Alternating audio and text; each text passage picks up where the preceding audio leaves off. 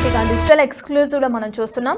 ఈటీవీలో వచ్చే పాడుతా తీయగా ప్రోగ్రామ్ లో అనేకమైన చీకటి బాగోతాలు జరుగుతున్నాయని చెప్పి వాటిని బయట పెట్టడానికి ప్రయత్నించారు సింగర్ ప్రవస్తి. ఈ విషయం మనందరికీ తెలిసిందే. గత కొన్ని రోజులుగా సోషల్ మీడియాని షేక్ చేసిన టాపిక్ ఇది. అయితే దీనికి సంబంధించి ఒక్కొక్కరు బయటకు వచ్చి ఏదైతే ప్రవస్తి చేసిన వ్యాఖ్యలు ఉన్నాయో అవన్నీ కూడా కరెక్ట్ కాదని చెప్పడం, తను ఎలిమినేట్ అయింది కాబట్టే ఆ ఫ్రస్ట్రేషన్ ని తట్టుకోలేక ఈ విధంగా మాట్లాడుతుంది అని చెప్పడం మనందరం చూసాం. దీనికి సంబంధించి సునీత రియాక్ట్ అవ్వడం, దాని తర్వాత ఒక్కరొక్కరు సింగర్స్ కూడా రియాక్ట్ అయ్యి అటువంటివి జరగవని చెప్పడం, ఆ షో ఆర్గనైజేషన్ కి సంబంధించి కూడా కొంతమంది వ్యక్తులు బయటకు వచ్చి మాట్లాడడం కూడా మనం చూసాం. అయితే ఇప్పుడు సింగర్ ప్రవస్తి ఏదైతే మాట్లాడిన ఆ మాటలకి సంబంధించి కానీ, తను ఏదైతే ఇష్యూ ఒకటి తెరపైకి తీసుకొచ్చిందో ఆ ఇష్యూకి సంబంధించి కానీ గీతా మాధురి కూడా రియాక్షన్ ఇవ్వటం జరిగింది. గీతా మాధురి ఏ విధంగా రియాక్ట్ అయ్యారో కూడా మనం చూద్దాం. అయితే వీడియోను పోస్ట్ చేసింది గీతా మాధురి ఈ ఇష్యూకి సంబంధించి. తనకి ఇన్ని రోజులు అవగాహన రాలేదని, అవగాహన రావడానికి టైం పట్టింది, అందుకే అన్ని తెలుసుకునేంత వరకు మాట్లాడడం సరికాదు కాబట్టి ఇప్పటి వరకు మాట్లాడలేదని చెప్పి కూడా గీతా మాధురి అంటుంది. ప్రవస్తి ఒత్తిడిలో ఉండొచ్చు, అందుకే ఈ విధంగా మాట్లాడి ఉండొచ్చు అని చెప్పి కూడా గీతా మాధురి అంటుంది. ప్రవస్తి, నీకు నేనున్నా, మేమంతా ఉన్నాం. సో ఒక్క రియాలిటీ షోతో నీ లైఫ్ మారదు. ఎక్కువ ఒత్తిడికి గురి కావద్దు, ఏదో అన్నారని ఆపాదించుకోవద్దు. పాడుతా తీయగా టీం ని టార్గెట్ చేసి కావాలని చెడు చేసే వాళ్ళంతా క్రూరులు కాదు అని చెప్పి కూడా సింగర్ ప్రవస్తిని ఉద్దేశించి అటు సింగర్ గీతా మాధురి మాట్లాడడం కూడా మనం చూస్తున్నాం. కీరవాణి, సునీత, చంద్రబోస్ ఒకరు ఓటమిని చూసి ఎంజాయ్ చేసే రకం కాదు. వాళ్ళతో నేను చాలా ఏళ్ల నుంచి పనిచేస్తున్నాను, వాళ్ళు ఎలాంటి వాళ్ళో నాకు తెలుసు. నీ ఓటమిని చూసి వాళ్ళు ఎంజాయ్ చేసే రకం కాదు. సో నువ్వేదో ఫ్రస్ట్రేషన్లో ఉన్నావో, లేదంటే ఒక ఇదిలో ఒత్తిడికి గురయ్యి ఈ మాటలు మాట్లాడి ఉండొచ్చు. సో దీనివల్ల, ఈ ఒత్తిడికి గురవటం వల్ల నీ కెరీర్ని ఆపేయొద్దు, నీ కెరీర్ ఎక్కడితో ఆగిపోకూడదు అని చెప్పి కూడా సింగర్ గీతా మాధురి మాట్లాడడం కూడా చూస్తున్నాం. ఒకసారి అసలు గీతా మాధురి ఏం మాట్లాడింది ప్రవస్తి వ్యాఖ్యలకి సంబంధించి అనేది ఒకసారి చూద్దాం. నేను వీడియో చేయడానికి కారణం సింగర్ ప్రవస్తి రీసెంట్ గా పెట్టిన వీడియో, ఆ తర్వాత దాని గురించి సోషల్ మీడియాలో ఉన్న చాలా వీడియోస్ గురించి. ఎందుకు రెస్పాండ్ అవ్వలేదు, మీరెవరికి మద్దతు పలుకుతున్నారు, ఆర్ మీరెవరికి సపోర్ట్ చేస్తున్నారు, మీ ఒపీనియన్ ఏంటి, ఎందుకు ఇంత రెస్పాండ్ అవ్వట్లేదు అని కూడా కొంతమంది అడగడం జరిగింది. కొన్ని విషయాలు రెస్పాండ్ అయితే రప్చర్ అవుతాయి, కొన్ని విషయాలు రెస్పాండ్ అవ్వకపోతే రప్చర్ అవుతాయి. సో రెస్పాండ్ అయ్యే ముందు ఒక 10 సార్లైనా ఆలోచించి రెస్పాండ్ అవ్వాలి అనుకున్నాను.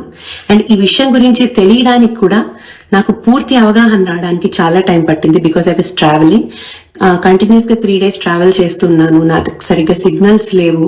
సో నేను పూర్తిగా తెలియకుండా ఎలాగా నాకే ఒక ఒపీనియన్ ఫార్మ్ చేసుకోవడానికి చాలా టైం పట్టింది. So first before I start, I just want to empathise with Pravasthi. తను ఇన్ని రోజులు ఒక కాంపిటీషన్ లో, నాట్ జస్ట్ దిస్, ఇంతకు ముందు ఎన్నో కాంపిటీషన్స్ లో పాడింది. She must be going through a lot of mental pressure. So తను ఒక మెంటల్ ప్రెషర్ లో ఉండుండొచ్చు, ఒక స్ట్రెస్ లో ఉండుండొచ్చు, తనకు కొన్ని ఫీలింగ్స్ ఉండుండొచ్చు. But I want to tell you, we're all there for you whenever you feel low. ప్రేమగా, మమకారంగా, అక్క మాకు ఇలా ఉంది, వీఆర్ ఫీలింగ్ లో అని చెప్పు. We are all there to support you mentally. నేనే కాదు, నువ్వు ఎవరినైనా అడుగు, మన ఇండస్ట్రీలో అందరూ కూడా వచ్చి నీకు మెంటల్ గా మంచి ఎమోషనల్ సపోర్ట్ తప్పకుండా ఇస్తారు అని నేను నమ్ముతున్నాను. అండ్ ప్లీజ్ డోంట్ ఫీల్ లో at any cost. Reality shows, ఇన్ని రియాలిటీ షోస్ పాడావు కాబట్టి ఒక్క రియాలిటీ షోతో లైఫ్ ఏమీ మారదు, అంత స్ట్రెస్ తీసుకోవద్దు. అండ్ బికాజ్ ఐ నో అన్ని రోజులు ఒక రియాలిటీ షోలో పార్టిసిపేట్ చేసినప్పుడు చాలా ప్రెషర్ గోత్రూ అయి ఉంటావు. సో సడన్ గా ఎన్నో విషయాలకి మైండ్ చాలా ఎఫెక్ట్ అవుతుంది. But my suggestion is please don't take anything to heart. There are a lot more important things than this.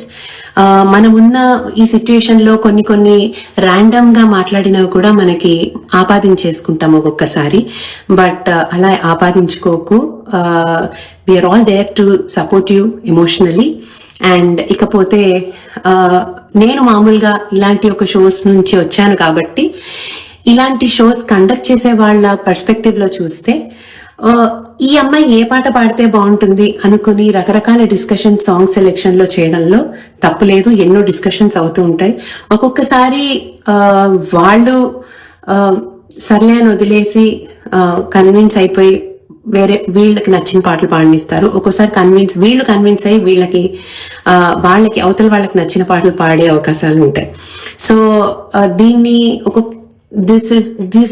all these are a part and parcel of stepping stones to success అని అనుకోవాలి. Because not just a reality show, in reality also ఒక song పాడితేనే next day ఉంటుందో లేదో తెలియదు. ఉద్యోగంలో కూడా next day ఎలా ఉంటుందో మనకు తెలియదు. సో చాలా హార్డ్షిప్స్ ఫేస్ చేయాల్సి ఉంటుంది.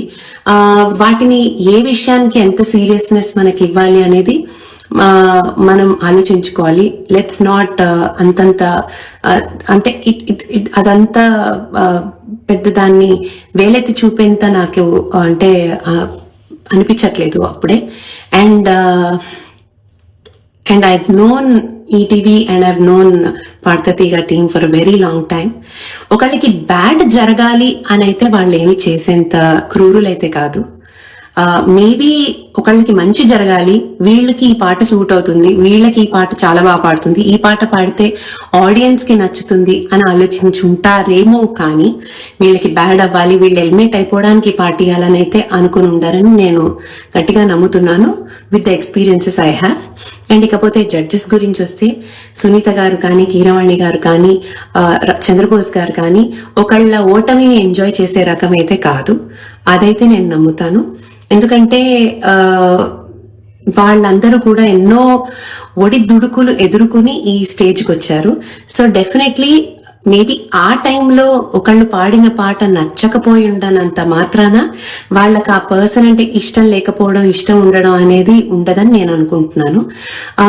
కానీ మనమున్న పొజిషన్ లో ఇప్పుడు ఒక కంటెస్టెంట్ యాంగిల్లో చూస్తే చిన్న కామెంట్ కూడా చాలా డిస్టర్బింగ్ గా ఉంటుంది, చిన్న కాంప్లిమెంట్ కూడా చాలా హ్యాపీనెస్ ఇస్తుంది. సో అంతా ఇప్పుడు we are not the main characters of others life. So వాళ్ళు ఒక కామెంట్ ఇచ్చినంత మాత్రాన మనల్ని గుచ్చాలి అని అనుకోవాలని లేదు. సో ఇది నేను అనుకుంటున్నాను. అండ్ ఇది నేను నమ్ముతున్నాను కూడా, because I have seen all these people. And I wish everybody takes all these kind of experiences positively. ఇకపోతే నేను చాలా బాధపడిన, చాలా సీరియస్ గా ఫీల్ అయిన విషయం ఏంటంటే, ఈ సీన్ని ఆసరాగా తీసుకుని, ఈ సిచ్యుయేషన్ ని ఆసరాగా తీసుకుని ఎంతో మంది సెలబ్రిటీలు దొరకడం కోసం వెయిట్ చేసి జడ్జెస్ ని చాలా దూషించడం అనేది నాకు చాలా చాలా చాలా బాధ అనిపించింది. దొరికిందే ఛాన్స్, ఎక్కడ దొరుకుతారా అసలు సెలబ్రిటీలు ఎప్పుడు దొరుకుతారా, మనం పిచ్చి పిచ్చి కామెంట్లు పెట్టేద్దాం, పిచ్చి పిచ్చిగా మాట్లాడేద్దాం అనుకోవడం అనేది I think we all have a serious problem. ఎందుకు అసలు సెలబ్రిటీలు ఎప్పుడు దొరుకుతారా అని వెయిట్ చేస్తున్నట్టుగా అనిపించింది. బికాస్ నిజంగా వీళ్ళకి ఇన్ని ప్రాబ్లమ్స్ వాళ్ళతో ఉండుంటే ఇన్నాళ్ళు ఎక్కడ ఇలాంటి రిప్లైలు, ఇన్నాళ్ళు ఇలాంటి కామెంట్స్ పెట్టుండొచ్చు కదా. సో ఎక్కడ దొరుకుతారా లాగా నాకు అనిపించింది. Maybe I'm wrong also, but నాకు ఇలా అనిపించింది. It's my opinion about this thing, because I've seen a lot of hate comments and I really felt bad. ప్రవస్తిని తిట్టినా నాకు బాధగానే ఉంది, సునీత గారిని, కీరవాణి సార్ని అండ్ అలాగే చంద్రబోస్ గారిని తిట్టినా బాధగా ఉంది. ఇకపోతే జ్ఞాపిక వాళ్ళని, ఈటీవీ వాళ్ళని తిట్టినా కూడా చాలా బాధగా ఉంది. బికాస్ ఎవరు సాడిస్ట్లు అయితే కాదు. సెలబ్రిటీలకి ఫీలింగ్స్ ఉండవు అనుకుంటారు, ఏదో ఒకటి మాట్లాడేస్తారు, కానీ చాలా ఎఫెక్ట్ అవుతారండి అందరూ. I think we have to be ఒక పక్క మనం అంటే ఆనెస్ట్లీ ఈ సిచ్యుయేషన్ లో నాకు బ్యాడ్ కామెంట్స్ పెట్టే వాళ్ళందరూ హిపోక్రట్స్ లా అనిపిస్తున్నారు. ఎందుకంటే ఓ పక్క ఎవరికో సెన్సిటివ్ గా లేరని చెప్పి ఇన్సెన్సిటివ్ గా ఉన్నారనే ఫీల్ అవుతూ అవతల వీళ్ళు ఒక ఇన్సెన్సిటివ్ కామెంట్ పాస్ చేస్తున్నారు చాలా మంది. అక్కడ I'm really feeling very sad and bad. So I feel everyone has to be sensitive towards everyone. I think this is a kind of a reminder to everyone. మనం కొన్ని random గా మాట్లాడచ్చు, but అవతల వాళ్ళు దే కుడ్ బి థింకింగ్ మనం ఏదో poke చేస్తున్నాం అనుకుంటూ ఉండొచ్చు. కొన్ని మనం జనరలైజ్ చేసి మాట్లాడచ్చు, బట్ అవతల వాళ్ళని అంటున్నాం అనుకోవచ్చు. కొన్నిసార్లు మనం ఫీల్ అవ్వచ్చు, అవతల వాళ్ళు మనం ఓవర్ రియాక్ట్ అవుతున్నాం అనుకోవచ్చు. So before we come to a conclusion it's always better to communicate అన్నది నేను నమ్ముతున్నాను అండ్ యూజువల్లీ నమ్ముతాను. And everybody will have a story. ఇప్పుడు విన్ అయిన వాళ్ళ నుంచి, సెలెక్షన్స్లో ఓడిపోయిన వాళ్ళ నుంచి ప్రతి వాళ్ళకి ఒక్కొక్క స్టోరీ ఉంటుంది. పలానా రోజు పలానా జరిగింది, పలానా జరగకపోయింటే నేనే వెళ్ళేవాడిని, నేనే వెళ్ళేదాన్ని, నేనే విన్ అయ్యేదాన్ని అని ఇలాగా ఏదో ఒక స్టోరీ అందరికీ, నాట్ జస్ట్ సింగింగ్ షోస్ అనే కాదు, ఇలా అందరికీ ఏదో ఒక స్టోరీ ఉంటూనే ఉంటుంది. అండ్